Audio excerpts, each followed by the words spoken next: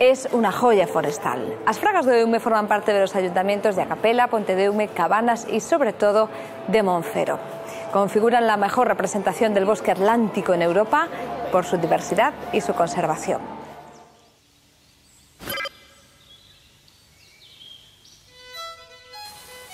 Más de 9.000 hectáreas de superficie de lagos, valles, bosques. Una rica biodiversidad y una extensa, aunque difícil de apreciar, fauna. Naturaleza viva y verde que conforma el Parque Natural de las Fragas do Eume. El río Eume es el eje del parque. Sus aguas ayudan a dar forma al valle a lo largo de 80 kilómetros y constituye la mejor representación del bosque atlántico de toda Europa, tanto por su extensión como por su conservación, convirtiendo este lugar en una joya forestal.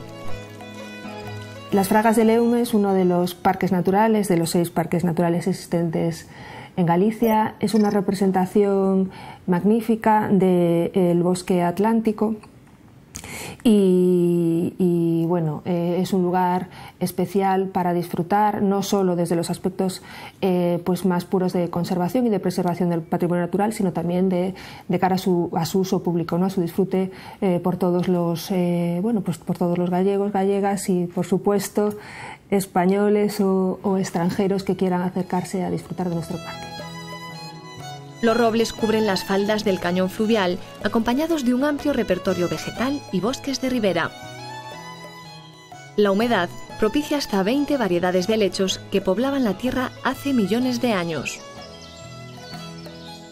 Las Fragas del Eume ocupan parte de los municipios coruñeses de Cabanas, Acapela, Pontedeume y sobre todo de Monfero. Hay que afinar la vista para captar todos los verdes que decoran las laderas y los miles de riachuelos que por ellas se deslizan. No hay mejor forma para disfrutar de ello que hacerlo a pie. Caminar por sus kilométricos senderos es la mejor forma de gozar de la naturaleza y descubrir rincones ricos en patrimonio cultural. Cada año 70.000 personas visitan este bosque. Oculto, pero al mismo tiempo vigilante, se halla el monasterio de Cabeiro, zona de paso cuya historia se pierde en el tiempo. Se cree que fue un lugar pagano posteriormente cristianizado. Este emplazamiento guarda el testimonio del siglo IX que situaba en este lugar ermitaños conocedores de caminos y de la construcción. E aparece unha figura que se mistura neste lugar entre a historia e o mito que é o San Rosendo, un persoeiro que viviu polo ano 900 que, según a lenda, formase en este lugar. Ten unha promesa de que aquí estaría durante toda a súa vida. Tira o anel ao río Eume e di que non se irá deste lugar até que apareza o seu anel. O seu anel, curiosamente, aparece un día nunha troita que lle sirven e que procede do río. Entón, di a lenda, que é casi moi similar a lendas de Buda, que colle e vaise a fundar outros mosteiros, entre eles o de Celanova. Aquí se fundó una organización monacal benedictina que oraba, trabajaba y posiblemente vigilaba los caminos que llegaban a tierras de Vilalba y Lugo. Mágico por su situación, envuelto por la espesura de un verdadero bosque autóctono y fascinante por su historia, ya que sus piedras nos cuentan más de 10 siglos de legendarias y épicas historias.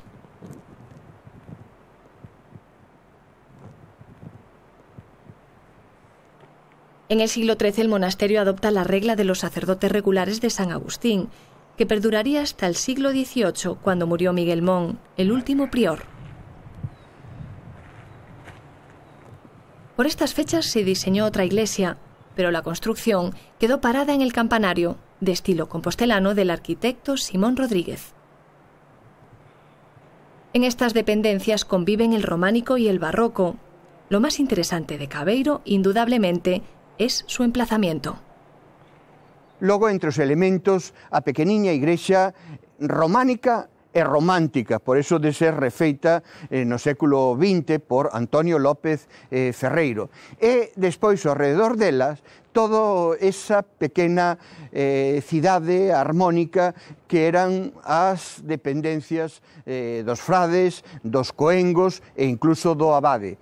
E de época romántica, dos primeiros anos do século XX, dependencias que don Pío García Espinosa quixo un pouco facer como lugar de lecer, de disfrute, como diría don Ramón Otero Pedrallo, un auténtico observatorio do cosmos. A memoria cósmica, don Ramón Otero Pedrallo ubicaba neste lugar donde confluye a paisaxe coa paisanaxe, coa historia deste confín do mundo que é Galicia. La iglesia cuenta con planta rectangular con una sola nave. La fachada principal, realizada con posterioridad, tiene puerta de medio punto, un tímpano con relieve del Cordero Pascual. Sobre la puerta se halla un rosetón en arista viva.